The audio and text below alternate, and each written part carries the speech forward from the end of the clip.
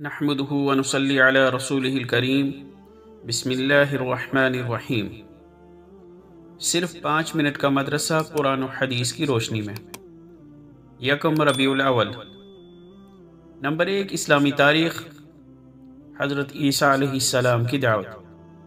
اللہ تعالی نے حضرت عیسیٰ علیہ السلام کو بنی اسرائیل کی ہدایت اور توحید کی دعوت دینے کے لیے ایسے ماحول میں بھیجا جب ان کی مذہبی حالت اتنی زیادہ خراب ہو چکی تھی کہ مشرکانہ رسموں کو اس قوم نے اپنی زندگی کا حصہ بنا لیا تھا۔ بد اخلاقی و بدمزاجی، بغض و حسد اور روحانی بیماریاں عام ہو چکی تھیں۔ تورات کے احکام و الفاظ کو اپنی ضرورت اور خواہش کے مطابق بدل دیا کرتے تھے۔ انہوں نے اپنی بدبختی کی وجہ سے حضرت زکریا و یحییٰ علیہم السلام کو بھی شہید کر ڈالا تھا۔ ان بگڑے ہوئے حالات میں حضرت عیسیٰ علیہ السلام نے اپنی قوم کو اللہ کی عبادت کرنے اور اس کو اپنا رب ماننے اور سیدھے راستے پر چلنے کی دعوت دی، اور فرمایا کہ میرے اوپر نازل ہونے والی مقدس انجیل اس تورات کی تصدیق کرتی ہے جو حضرت موسیٰ علیہ السلام پر نازل ہوئی تھی، اور یہ بھی فرمایا میرے بعد ایک نبی آنے والے ہیں جن کا نام آسمانی کتابوں میں احمد ہے، تم ان کو سچا اور آخری رسول ماننا اور ان پر نازل ہونے والی آخری کتاب قرآن کریم پر ایمان لانا۔ نمبر 2، اللہ کی قدرت۔ قوس قزح، رینبو۔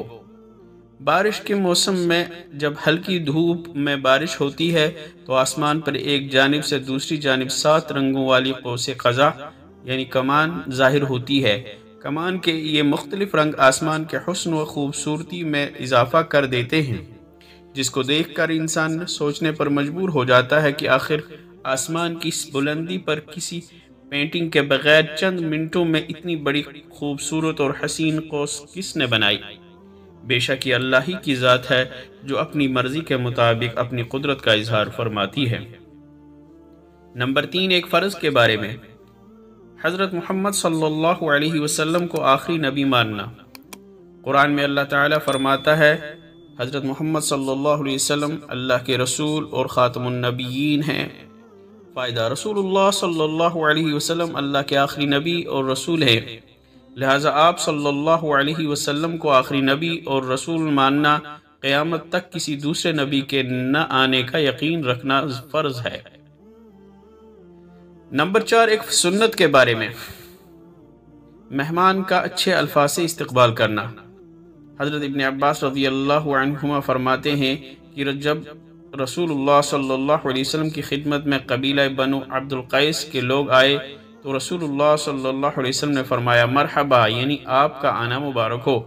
فائدہ: جب کوئی مہمان آئے تو خوش آمدید، مرحبا یا اس طرح کے الفاظ کہنا سنت ہے۔ نمبر 5، ایک اہم عمل کی فضیلت۔ پڑوسی کے ساتھ اچھا سلوک کرنا۔ رسول اللہ صلی اللہ علیہ وسلم نے فرمایا اللہ کے نزدیک بہترین ساتھی وہ ہے جو اپنے ساتھی کے لیے بہتر ہو، اور اللہ کے نزدیک بہترین پڑوسی وہ ہے جو اپنے پڑوسی کے حق میں اچھا ہو۔ نمبر 6، ایک گناہ کے بارے میں۔ رسول کی نافرمانی کرنا۔ رسول اللہ صلی اللہ علیہ وسلم نے فرمایا میرا ہر امتی جنت میں جائے گا مگر جس نے انکار کر دیا وہ جنت میں داخل نہ ہوگا۔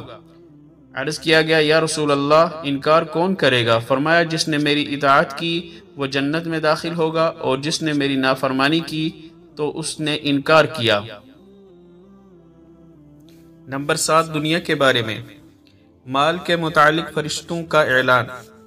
رسول اللہ صلی اللہ علیہ وسلم نے فرمایا ہر روز جب اللہ کے بندے صبح کو اٹھتے ہیں تو 2 فرشتے نازل ہوتے ہیں، ان میں سے ایک کہتا ہے اے اللہ اچھے کاموں میں خرچ کرنے والے کو مزید عطا فرما، اور دوسرا کہتا ہے اے اللہ مال کو روک کر رکھنے والے کا مال ضائع فرما۔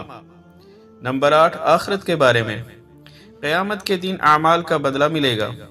قرآن میں اللہ تعالیٰ فرماتا ہے جو شخص قیامت کے دن نیکی لے کر حاضر ہوگا تو اس کو اس نیکی سے بہتر بدلہ ملے گا، اور جو شخص بدی لے کر حاضر ہوگا تو ایسے برے اعمال والوں کو صرف ان کے کاموں کی سزا دی جائے گی۔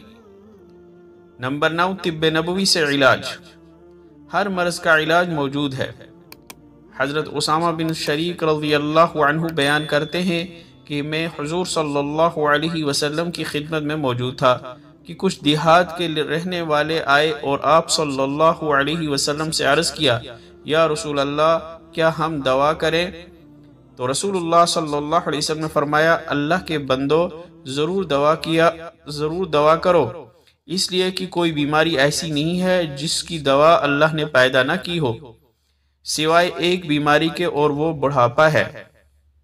نمبر 10، قرآن کی نصیحت۔ لوگوں سے بھلی بات کہو۔